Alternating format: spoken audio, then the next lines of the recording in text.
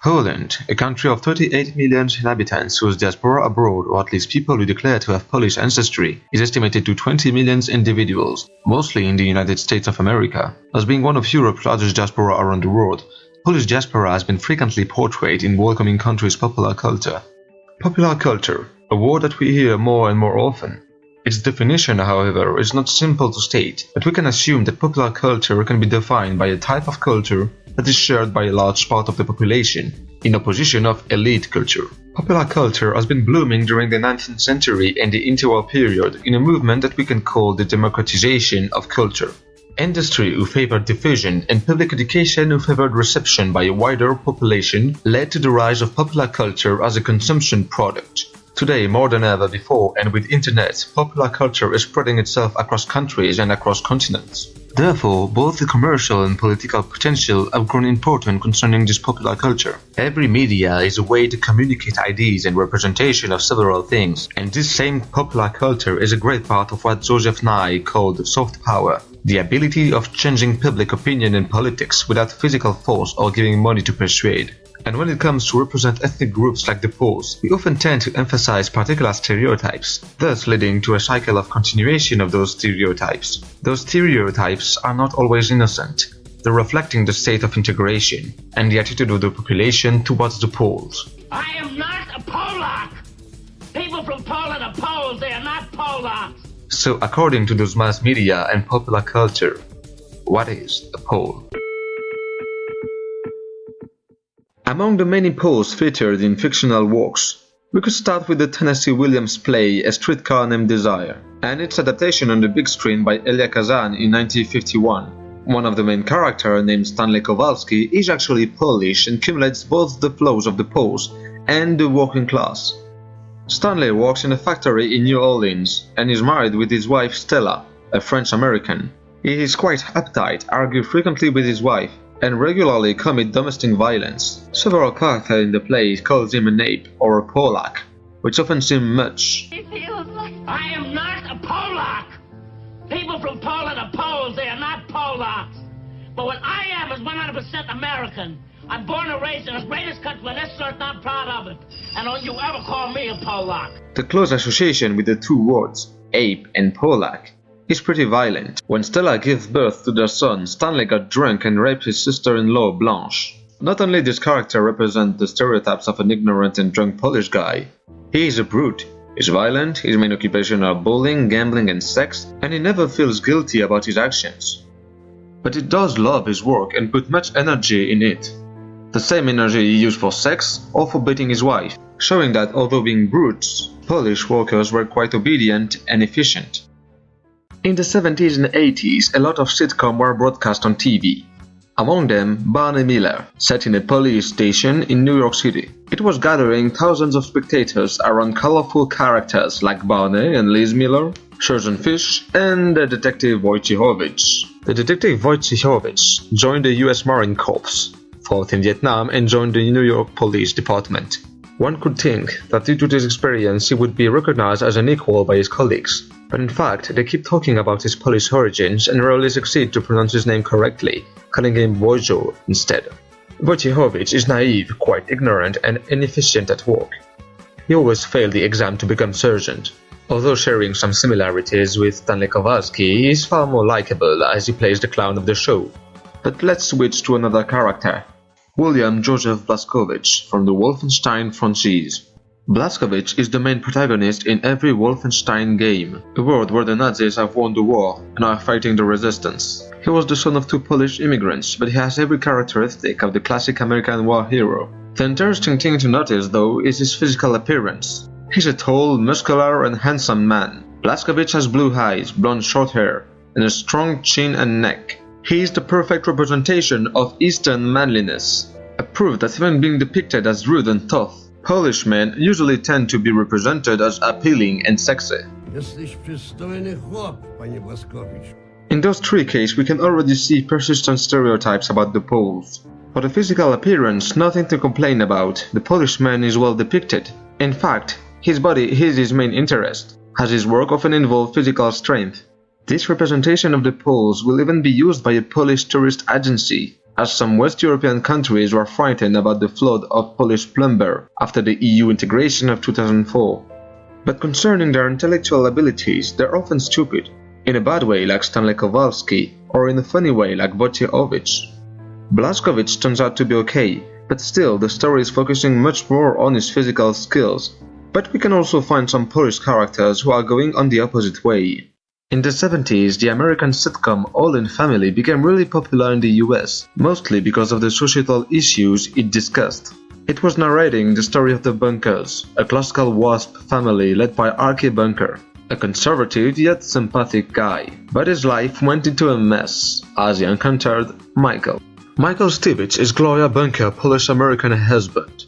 It should not be a surprise that his father-in-law Archie doesn't really like him much, resulting in many arguments between the two men, mainly because Michael is from a minority and because he's fairly liberal.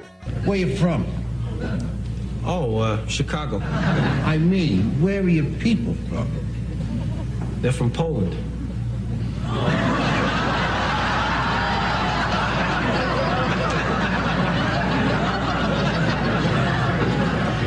That would make you Polish then, huh? Yeah. Archie often calls him Dumb Polak, a rude nickname that keeps following the Pole through time. Plus, Michael doesn't believe in God. It is quite distinctive from the representation of Poles that we have encountered so far. The word Polak might be the most stable element featured in the representation of Poles. It literally means Poles in a masculine form. We don't know how long it had been used by Western Europe to talk about the Polish people, but William Shakespeare already used it in Hamlet. In an angry parle, he smote the sledded Polacks on the ice. Although the word Polak was commonly used in a non-offensive way until the late 18th century, it became an ethnic slur after the Polish-Lithuanian Commonwealth was dissolved and that the Poles began to immigrate to Western Europe and the US. Until now, the word Polak is regarded as offensive in many countries. In the famous Broadway musical West Side Story, the character Chino takes issues with the Caucasian Tony, who is a mix of Polish and Swedish heritage. When he's angry at him, he refers to Tony as a Polak, nearly with disgust. She was only dancing With an American. It was really a Polak. Why didn't he mention anything about Tony's Swedish heritage? Like we previously said, Archie Bunker also called Michael a dumb Polak. Sometimes movies choose to take it easy with the word Polak, like in Gran Torino, when Walt Kowalski, played by Clint Eastwood, is getting called Polak by his Italian hairdresser, but he calls Italian prick in return. Perfect. A Polak and a Czech. How you doing, Martin, you crazy Italian prick? Waltz, you cheap bastard. I should have known you'd come in. I was having such a pleasant day. You see, kid? Now that's how guys talk to one another. They do? What, you got shit in your ears? It is often said that Poles doesn't have much humor, that they are gloomy and that they don't smile very much. This statement gives us the occasion to look at two fictional Polish characters that are supporting it. The first one will be number 1, from the James Bond series, or should we call him by his full name? Ernst Stavro Blofeld. Jan Fleming wrote about his background in his novel Thunderball. He was born in Gningen during the Second German Reich. When his hometown became part of Poland and was renamed Gdynia, he became a Polish national. Later graduated from the University of Warsaw. He worked at the Ministry of Telegraphs and Post. This position gave him some crucial information that will lead him to trade with the Nazis and fled out of Poland at the right moment. Despite being one of Bond's greatest nemesis, the Polish origins of number 1 is never really explained in the movies. In fact, it doesn't have any Polish accent. The actors who play these roles are rather doing a mix between Russian accent and German accent. With his monocle, it does have this mannerism and cold elegance that we associate with the German military aristocracy, much like in the film starring Erich von Stroheim. However, you also have all those technological and industrial weapons that we would associate much more with the image of the Soviet villain. It does make him a great character, but his Polish identity has been completely overshadowed by the stereotype of the Soviet evil mastermind. Same goes for another James Bond villain, Jaws. First seen in The Spy Who Loves Me in 1977. He's a tall and strong man who has steel teeth. Again, he is one of Bond's classic enemy, and again, he is Polish. Born Zbigniew Krzyzewski, from a father who worked at a circus, and a mother who was a warden at Krakow's prison for women. He grows into a violent boy and gets arrested and beaten by the secret police during the bread riots of 1972. That's impossible. In fact, there wasn't any bread riots in Poland at that time, which is representative of what was the vision of the West toward communist Poland.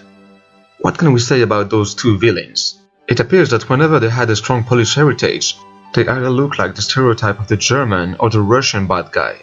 Part of this can be explained by the fact that Poland was seen as a country who was being oppressed by the USSR and therefore was more a victim. In fact, a lot of people from the US and Western Europe were showing compassion toward Poland. It was therefore better if the villain looked like he came from the somehow strong evil country. In other words, it wouldn't have looked serious if the villain came from Croatia, Luxembourg or Finland. That is to say, rather unknown small or Pacific countries to the west. However, if the Polish identity of those characters is not obvious, the Slavic one is. Pale, bitter, austere. It represents in some way the Western Cold War tendency to put every Eastern European countries in the same bag. Among the other ideas about the Poles is their anti-Semitism. We can get a glimpse of those views by reading the over-awarded graphic novel Mouse, drawn by Art Spiegelman and published in 1980, the first graphic novel to ever win the Pulitzer Prize in 1982. The story of Mouse is inspired by his father's experience as an Holocaust survivor. His father was born Zeev Spiegelman, a Polish Jew, but had to switch names to avoid discrimination. Władysław aka Wladek was his Polish name. Wilhelm was his German name. In Mouse, Jews are represented as mice, Germans are represented as cats, Swedes are represented as reindeers, Americans as dogs, Gypsies as butterflies, and Poles are represented as pigs. The choice to represent the Polish peoples as pigs has been widely debated. One argument was that Polish people do like to eat pork meat, and Jews do not eat pork. Although Art Spiegelman said that he didn't intend to harm Polish people, arguing that there are many pigs in American culture, like porkies, who are represented in a positive way, pigs in Mouse are either bad-tempered, anti-Semitic, or frightened. The capos, prisoners in concentration camps who were in charge of supervising workers, are often pigs. Nothing is said about other Poles who took risk and sometimes gave their life to help Jews. In fact, Poland is the country with the largest population that was awarded the title Righteous Among the Nations by the State of Israel. Underground organizations like Zegota saved about 100,000 Jews during the war, mostly children. Art Spiegelman admitted that he wanted an ambiguous animal to represent Poles. Pigs are not part of the cat-mouse food chain, therefore they are quite neutral toward Jews. Pigs are fat, therefore wealthy, and the Nazis did loot a lot of Poland resources during the war. According to Spiegelman, those representations were borrowed to the Nazis, and that he wanted to show the absurdity and the nonsense of such divisions and metaphors. Of course, it should be clear that the narration of Mouse is based upon Art's father's experience and feelings, and is one of the many viewpoints of the war and the Holocaust. But still, without historical knowledge, this image of Poles can be confusing. A significant part of what we call popular culture are jokes. In this case, we can call them Polish jokes. The Polish joke is not a joke made by Poles, I will polish my English. but a joke who aims to mock Poles in an offensive way. As every ethnic joke, it requires that the audience have accumulated a certain number of stereotypical ideas and notions about Poles. It sounds like Polish people are dumb, or they're stupid, they're idiots. I say it's nobody's business. Humor can lead to prejudice, as a lot of Polish jokes were told in the German army during the World War II to justify violence against Poles. And even without a war going on, humor can be harsh and hurtful. The Polish joke was also widespread in the 90s in Germany. Poles were associated mostly with thievery and stealing. Here's an example. What is the latest motto for tourism to Poland? Come to Poland, your car is already there. Likewise, Polish jokes were often used after the arrival of the Polish migrants in the USA and undermined Poles' self-esteem, which didn't help the process of integration. Still now, the Polish jokes have persisted, spreading some negative stereotypes about Poles. Poles are dumb, Poles are alcoholic, Poles never smile. During the US presidential election of 1980, future Republican President Ronald Reagan got an inappropriate brink of humor about Poles in Italian. How do you tell the Polish one at a cockfight? He's the one with the duck.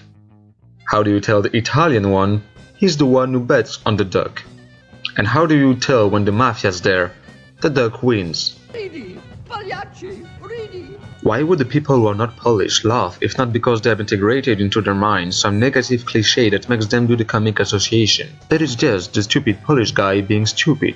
Fortunately, a lot of friggin' fellow Republicans didn't really approve this kind of jokes. Governor Reagan's ethnic slurs on the Polish and Italians were not funny to anyone, said Vincent F. Albano Jr., the Republican chairman of Manhattan, New York County. By this example, one can see that although Polish jokes are still going on, the political class had to abandon it, because Poles represented potential political support. The creation by the Polish-American Congress of an anti-bigotry committee in the early 80s, whose goal is to fight anti-Polish sentiment, including Polish joke, is therefore the attestation that if humor can gather people, it can also split them.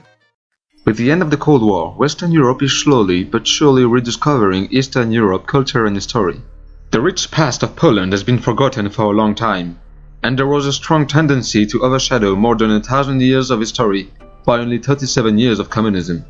Interesting thing to point is the Polish medieval revival in popular culture, and for once the movement is not only initiated by the West, but by Poland itself.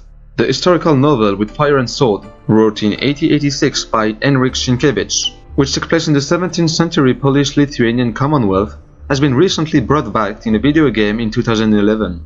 And how could we not mention the huge worldwide success of the fantasy novels The Witcher, wrote by Andrzej Sapkowski. The books and the related products were famous in Poland in the 90s, but it was the video game adaptation in 2007 and 2011 who gave the series international popularity. Although the story doesn't take place in Poland but in a fictional world, a lot of the background and folklore is related to Polish paganism and Polish Middle Ages. With the commercial success of 1.7 million copies sold, the Witcher franchise gave the opportunity to many people to get interested in Polish history and Polish culture. It was even given as a gift to US President Barack Obama by the Polish Prime Minister Donald Tusk. With more and more people connected to internet came the democratization of communication. Therefore, internet also became a place for people to share their view about each other. A great example should be Crunchyroll. Crunchyroll is a user-generated internet meme featured in a large number of webcomics, where countries are represented as spherical persons who emphasize both in their language or their attitude their own stereotypes, international relation or historical conflicts. The fact that there is not a single author to Crunchyroll is quite interesting, as it can represent the ideas of a broader population. The Crunchyroll representing Poland Bull, is depicted in many ways, doing cheap jobs for big countries like the UK or the US, often being innocent, always in conflict with Russia and sometimes Germany. The Poland Bull is often forced to run away from its big neighbors while swearing kurwa, very Catholic and devoted to John Paul II.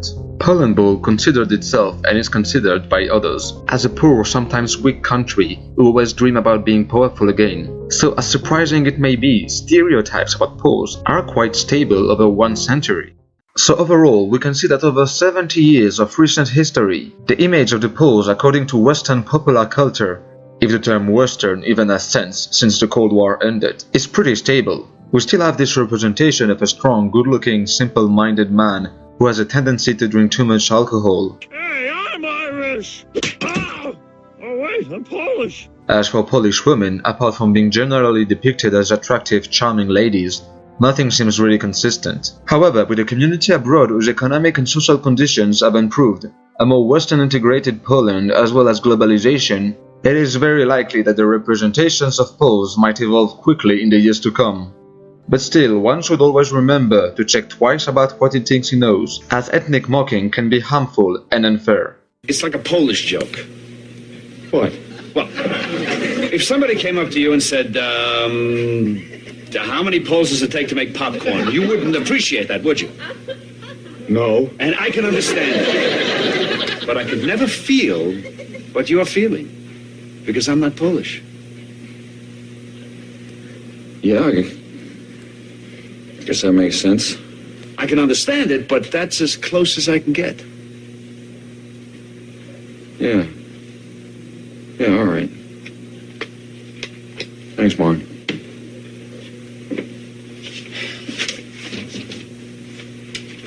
How many does it take?